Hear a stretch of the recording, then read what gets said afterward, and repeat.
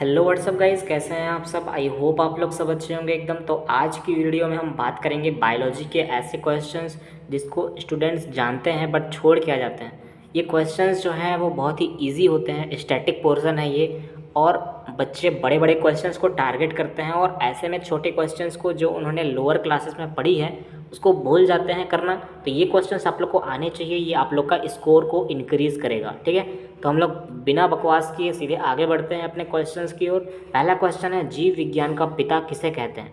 कई लोग बायोलॉजी पढ़ते हैं बट उन्हें पता ही नहीं होता है कि बायोलॉजी जो है, बायोलॉजी के फादर कौन है। तो यहाँ पे ऑप्शन है चार्ल्स डार्विन, लिनियस, अरस्तु, मेंडल। आप लोगों से सीधे सीधे वीटी में क्वेश्चन उठा के दे देगा और बहुत सारे स्टूडेंट्स नहीं जान पाएंगे। तो उनके लिए बता दूँ कि एरिस्टोटल, जिसको इंग्लिश में हम एरिस्टोटल कहते हैं और हिंदी में अरस्तु, तो अरस्तु जो है उन्हें बायोलॉजी का फादर कहते हैं, मतलब जीव विज्ञान का पिता कहते हैं। ठीक है, बात कर लेते हैं अपने सेकंड क्वेश्चन की। पूछा गया है, जीवन का भौतिक आधार, फिजिकल बेसिस क्या है। जीन, कोशिका, माइटोकॉन्ड्रिया, जीव द्रव्य। मतलब जीन, सेल, माइटोकॉन्ड्रिया या ऑर्गेनिज्म। तो इसका जो करेक्ट आंसर हो जाएगा वो डी ऑप्शन होगा, जीव द्रव्य। ऑर्गेनिज्म जो है हमारे फिजिकल, हमारे जीवन का भौतिक आधार है, फिजिकल बेसिस है। ठीक है, थर्ड नंबर का क्वेश्चन है, सर्वप्रथम कोशिका का पता किसने लगाया था। मतलब सेल का डिस्कवरी किसने किया था। स्लाइडेन, रॉबर्ट हुक, स्वान, डार्विन। तो इसका जो करेक्ट आंसर है, आप लोगों ने 6th क्लास में ही इसे पढ़ लिया था, इसका करेक्ट आंसर है बी ऑप्शन, रॉबर्ट हुक। तो रॉबर्ट हुक ने फर्स्ट सेल को डिस्कवर किया था। ठीक है, इसके बाद फोर्थ नंबर का क्वेश्चन है, पूछा गया है कोशिका का शक्ति केंद्र, पावर सेंटर किसे कहा जाता है।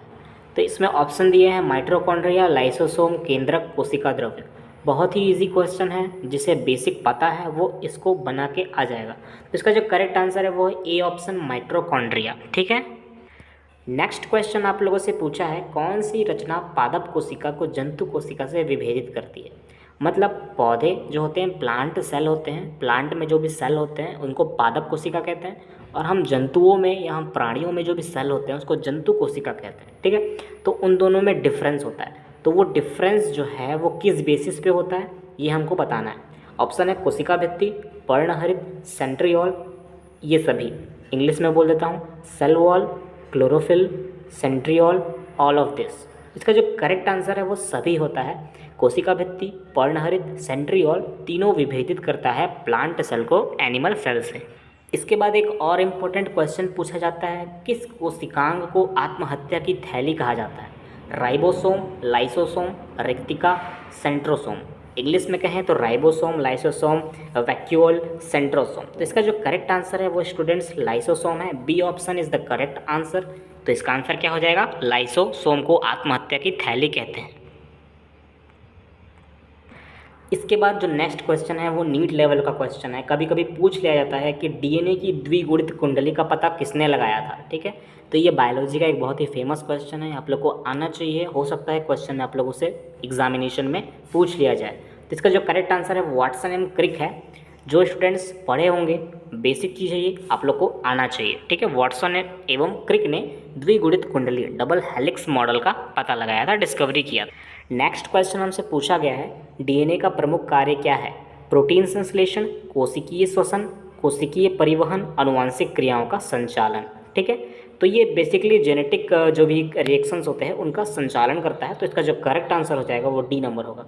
डीएनए की फुल फॉर्म आप लोग को आनी चाहिए, वैसे तो पूछा नहीं जाता है फुल फॉर्म, बट आप लोग को डीएनए की फुल फॉर्म आनी चाहिए, डाई राइबो न्यूक्लिक एसिड। ठीक है, तो ये आप लोग को आना चाहिए। तो इसका आंसर क्या हो जाएगा, डी नंबर, आनुवांशिक क्रियाओं का संचालन। इसके बाद जो क्वेश्चन है वो आरएनए से पूछा गया है। आरएनए का फुल फॉर्म होता है राइबो न्यूक्लिक एसिड। तो ये पूछा गया है आरएनए जो है वो किस में पाया जाता है, कोशिका भित्ति में, माइटोकॉन्ड्रिया में, कोशिका द्रव्य में, राइबोसोम में। तो इसका जो करेक्ट आंसर है वो है सी नंबर, कोशिका द्रव्य में आरएनए पाया जाता है।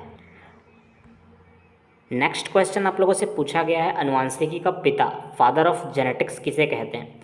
कई बच्चे फादर ऑफ बायोलॉजी और फादर ऑफ जेनेटिक्स में कन्फ्यूज़न हो जाता है। तो फादर ऑफ बायोलॉजी जो हमने फर्स्ट क्वेश्चन में देखा, अरस्तु को कहा जाता है, और अनुवांशिकी के पिता मतलब फादर ऑफ जेनेटिक्स जो है आप लोग का, मेंडल को कहा जाता है। तो आंसर इसका हो जाएगा सी नंबर, मेंडल। तो ये थे कुछ क्वेश्चंस यार जो मैं आप लोग के सामने प्रस्तुत किया।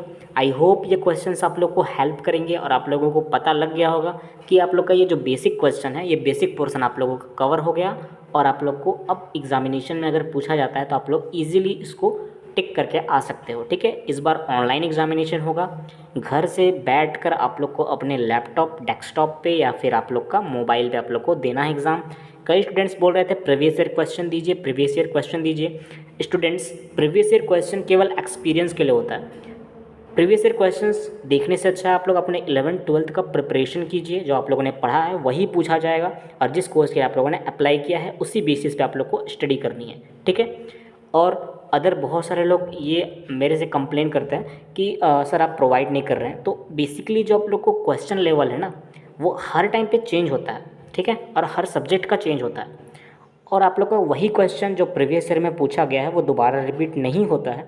इसीलिए आप लोग को उस क्वेश्चंस को करने की ज़रूरत नहीं है। जिनको ज़रूरत महसूस होती है, बहुत सारे आप लोग के वेबसाइट्स हैं, वहाँ पे आप लोग जाके डाउनलोड करके उसको देख सकते हैं। मिलते हैं नेक्स्ट वीडियो में, तब तक के लिए टेक केयर।